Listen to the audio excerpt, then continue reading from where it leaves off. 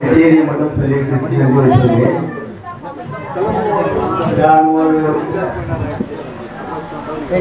10-11 வயது இருக்கும்போது எங்க அப்பா கூட நான் அவரோட கள்ளக்கடை வெட்டினு இருந்தேன். கள்ளக்கடை வெட்டிருக்கும் போது எங்க அப்பா என்ன சொன்னாங்க, ரெண்டு கால் வீடு கட்டிக்கிறோம், இந்த பங்கு 2 கால் வண்டியா போது 2 கால் காசு கேட்கலாம், இந்த பங்கு 2 கால் வண்டியா கூட வீட்டை 4 கட்டி கூட வைக்கலாம், நீ நடுவில் இருக்கிற அது தோணா என்ன சொல்லுவாங்க, நீ இல்லாம நாயிடா மூணு வீடே அது இல்லாம போயிடா, வீடு புறமா இருக்காது, அதனால நீ எப்பயுமே உழைப்பா ஏன்னா எல்லாருக்கும் இந்த வழிகட்டியா இருக்கிறான்னு சொல்லி எனக்கு அப்போ சொன்ன வாழ்க்கை எனக்கு தூங்குறதா இருக்குது. அந்த மாதிரி அப்பா எங்க வீட்டுல ரொம்ப கருத்துல சொல்லாமல் வருவான். நான் எங்க வெளியே போய் வந்தாலும் மற்றவங்க கவனிக்கலையா, நான் எப்போ வரேன், நான் என்ன பண்றேன்னு சொல்லி நான் ஒரு கண்காணி சாமி வரைக்கும் எனக்கு கண்காணிக்கிட்டே இருக்காரு. அவர் எனக்கு வெற்றி மறுக்கிறாரு. அது எல்லாருமே இயற்கை, அது எல்லாரும் அண்ணன் பழக்கம் மாரி இருந்தாலும் அப்படி காட்டிய வழியில் நாங்கள் செயல்படுவார். வந்திருந்த அனைத்து வயது முதல்ல நான் இருக்கோம்னா, நான் உருவாக இந்தியா ஜனநாயக வாலிபர் சங்கம் என்னை இந்த பகுதியில் நானும் ஒரு 6 மாதம் மீட்டிருந்திருப்பேன். ஆனால் என்னை ஒரு மனிதனாக இந்த பகுதியில் ஒரு ஆளுமையாக என்னை உருவாக்குறது இந்தியா ஜனநாயக வாலிபர் சங்கம், மார்க்சிஸ்ட் கம்யூனிஸ்ட் கட்சியும் எங்கென்றும் என் வாய்நாளி. ஏன்னா நான் அப்ப ஐயா சங்கரையா தான் மாநில செயலாளர், மன்னார் மாவட்ட செயலாளர் திருவண்ணாமலை, வாலிபர் சங்கத்தி மாவட்ட செயலாளர் ஐயா வீரபத்திரர். அவங்க ஒவ்வொரு பேச்சுக்கும் அவர் எழுப்பினவர் பேசும்போது அந்த பேச்சை கேட்டு வாழ்ந்தவன் நான், அந்த பேச்சு துணிகள் நான் உருவாகுவேன். அதுக்கப்புறம் தான் ஏசி தமிழுடைய பேச்சு உருவாகி ஏசி தமிழ் பாதையில் நான் வழிநடக்கிறேன். நான் என்னை வளர்க்கறது அந்த கம்யூனிஸ்டிக்கு நிறைந்த வளைத்தவர் நன்றியோடு இன்னும் அவர்கள் என்னை எங்கெங்கும் கொடுத்த அந்த நிகழ்ச்சி வயது எந்த மரமும் தெரிவிக்கிறது.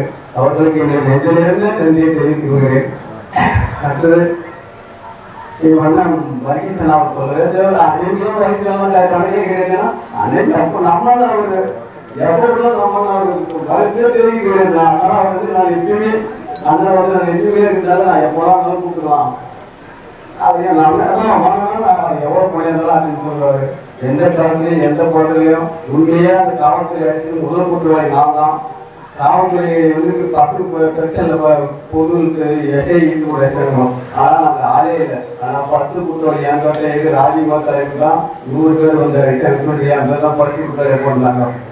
ஆனால் அந்த நேரத்தில் நாங்களாம் பயந்துடும் போது அண்ணன் வர்க்கீசன் தான் நீங்கள் பயப்படாதீங்க, யாரை கேட்கலாம் குற்றவாளி, அந்த குற்றவாளி நான் தரேன், நாங்கள் தான் சொல்லிட்டு அவர் 6 பேர் கூட்டாரு, நீங்கள் பயப்படாதீங்க அப்படிலாம் தெரியும் உற்சாகப்படுத்தி கொண்டிருக்கிறார்.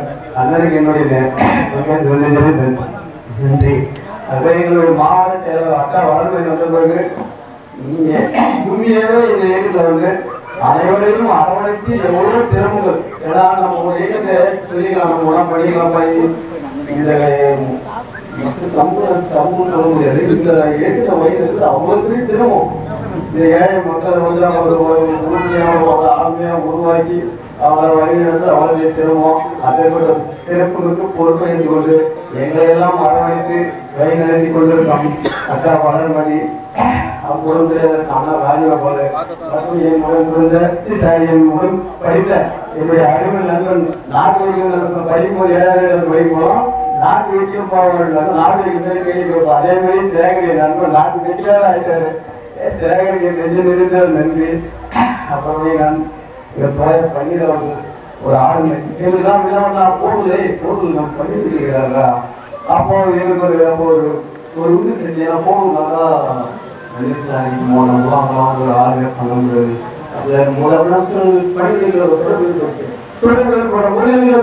எங்களுக்கு ஒரு உண்டு சேர்த்து நமக்கு ஒரு ஆளுகிறாரு பள்ளிகள் ஆஃபீஸ் இருக்குது, நம்ம நாங்கள் போகலாம், அடிக்கடி போகலாம். அப்படி தொடர்ந்து வேலைப்போம். எந்தெந்த நண்பர்கள் எல்லாருமே சிவகுமார் என் அன்னையிலிருந்து நான் சின்ன பகுதி வரைக்கும் எவ்வளோ இடையிலும் உடனே ஏற்பட்டு இருந்தாலும் அவன் உடனே ஏற்பட எல்லாரும் பிரியவும் முடியல. தொடர்ந்து அது தொடர்ந்து பயணிச்சுட்டே இருக்கிறோம். அப்புறம் என்னுடைய பங்காளிதான் சின்ன பையன், எவ்வளவு கருத்து வேறுபாடு இருந்தாலும் ஆனால் நானும் அவன் நெய்வு போய் தான் ஆகணும். அவரும் என் நெய்வும் வந்தேன். ஏன்னா வந்து காலகட்டத்தில் ஒரு பங்காளி அங்கே அவங்க எந்த ஒரு நெய்வாங்களும் தொடர்ந்து எங்களோட கையில் நான் கட்சியாக கருத்து இருக்கிறவருக்கும் நாங்கள் உணவு மட்டும் எந்த கருத்து இல்லை. அதனால் தொடர்ந்து நான் அவருக்கு தேங்க்ஸ் இருக்கோம். அதுவரை அன்பு வழக்கறிஞர் நான் ரொம்ப சிறப்புமிக்க ஒரு அவரு தொடர்ந்து நாங்கள் பயணிக்கிறோம். அவரு நான் அதிகமாக பயன்படுத்திக்கிறேன். அவரு வயக்கறிஞர் எனக்கு பெரும் மகிழ்ச்சியாக என்னுடைய வந்து சொல்லிடுறது. அது வந்து எங்களுக்கு எங்கே பிரச்சனை இருந்தாலும் ஓடி ஒழியாத எங்களுக்கு பொருள் கொடுக்கக்கூடிய தாமரை வெங்கடேசன் கொஞ்சம் கிட்ட இருக்கிறாங்க. அப்படியே கேள்விப்பட்டாலும் போதும் உடனே போன் போடுவார். என்ன செய்யறாங்க இன்னும் விஷயத்தை அப்படின்னு சொல்லுவாங்க. அதுவுமே வந்து யாருக்கும் மக்கள் கூட அந்த ஏழை மக்கள் பொருள் கொடுத்தா ஒரு கல்வி இருக்கும். அதுக்கு அவங்க தெரியும் முன்னாடி தெரியும் ஒரு கல்வி பொருள் கொடுப்பாரு. பகுதியில் எல்லாமே இருக்கும்போது இதுதான். அதுக்கப்புறம்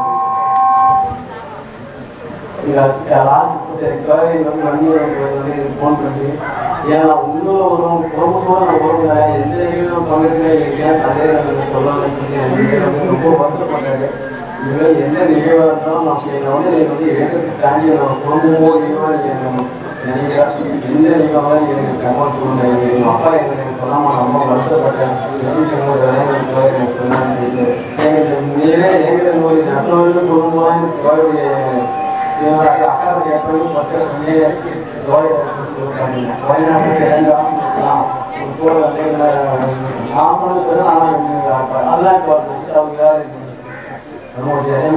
விநாயகர் கோயில் வந்து நாங்கள் முதல்ல தண்ணி சொல்றாங்க. காவல்துறை வந்து அவருக்கு குடிக்கிற காவல்துறை தீர்வுலாம் விளையாடி வாங்க முடியாது. இவன் தேடுறாங்களா அவங்க இவருக்கு அவங்களோட சேர்ந்து அவங்களோட இவரு விளையாடுறாங்க. அவங்க அப்படின்னா வந்து நம்மளாம் வந்து சாப்பிட்றாங்க. இல்லை அவங்களுக்கு அப்போ பயங்கர அவரு உண்மையாக வந்து எதிர்ப்பு உருவானப்போ அப்படின்னா என்ன மக்கள் வாங்கி வரலாம் அவங்களாவே வாங்கி வரலாம். அப்படி தெரிஞ்சவங்க வந்து எனக்கு நெருங்கிய நோயவே நட்பு. அவருடைய அன்புக்கு நான் எப்பவுமே கற்றுக் போட்டேன். உறவுதான் அவர் இந்த பணியில் நான் எப்படி மணியானாலும் இந்த நிகழ்ச்சியில் வந்து அவரை பங்கேற்று தான் நான் வருவேன் அப்படின்னு சொல்லி நிகழ்ச்சி வந்து பங்கேற்று அதுவரை என்னுடைய முதல் அண்ணன் ரஜினிகாந்த் செல்வமணி அண்ணன் பில்லூத்தாங்கெல்லாம் வந்து எந்த நிலையும் ஒரு நடுநிலையோட பயணிப்பார். அதான் எனக்கு ஒரு நாள் ரொம்ப பிடிக்கும். இதுல எல்லாமே எனக்கு ஒரு வருதுன்னா ஒரு ஆற்றலுக்கு ஒரு பேச்சாளர் வந்து நம்ம பேசலையே உடம்பு சரியில்லை நெத்தி கொடுக்கு இல்லை அவருடைய பேச்சு நான் கேட்க ரொம்ப பேச்சு நான் தொடர்ந்து கேட்பேன். பேச்சு கேட்க நான் ரொம்ப ஆசைப்பட்டேன். ஆனால் அது இங்கே ஏமாற்றமாயிடுச்சு. அப்புறம் என்னுடைய போட்டிருந்தேன் தம்பி நாகராஜ் வந்து நாகராஜ் வந்து எப்பயுமே எந்த காலத்திலையும் நான் எந்த நிகழ்ச்சி இருந்தாலும் நாகராஜ் ஒதுக்க மாட்டேன். ஏன்னா நாகராஜ் தான் அந்த நிலையை வந்து சிறப்பாக ஒதுங்கி பார்ப்பேன். நான் ரத்த தானம் நான் 8 பண்ண வந்து 36 பேர் ரத்த தானம் கொடுத்தேன். மணிகண்டபுரம் டாக்டர் வந்து அப்படியே கட்டி கொடுத்து அவங்க தான் நீங்கள் சிறந்த விருது அவங்க தான் வாங்கினாங்க. மணிகண்டபுரத்துலாம் மாவட்டத்திலே டாக்டர்லேயே வந்து சிறந்த விருது. அப்போ சொன்னார் மணிகண்டபுரத்து வந்து எங்கே வந்து ரத்த தானம் முகாம் தான் எங்கள் மாவட்டம் கூட பப்ளிக்கில் வந்து ஒரு ரத்த தானம் முகாம் 36 பேர் ஒரு ரத்தம் வந்து எங்கேயே கிடையாது. அவங்க சொன்னார் மணிகண்டபுரம். அந்த நிகழ்வை வந்து நீங்கள் என்ன ஆயிடுச்சு நடந்தா தான் எனக்கு இப்படிப்பட்ட ஒரு விருது கட்சி அப்படின்னு சொல்லி எனக்கு ரொம்ப கவனிச்சார் மணிகண்டபுரம். அப்போ ரத்தன முகாம் நடத்தும்போதுலேருந்து தொடர்ந்து நான் எந்த நிகழ்வு நடத்தலாம் அன்பு தம்பி நாகராஜ் தொடர்ந்து எனக்கு உறுதுணையாக இருப்பார், இருந்து கொண்டே இருக்கிறார். என்ன கோபி நேரம் ஆயிடுச்சு. இந்த நிகழ்வு பங்கேற்ற அனைத்து நண்பர்களுக்கும் அனைவருடைய சொந்த பந்தங்களுக்கும் அனைவருக்கும் நன்றியை வணங்கி விடைபெறுகிறேன்.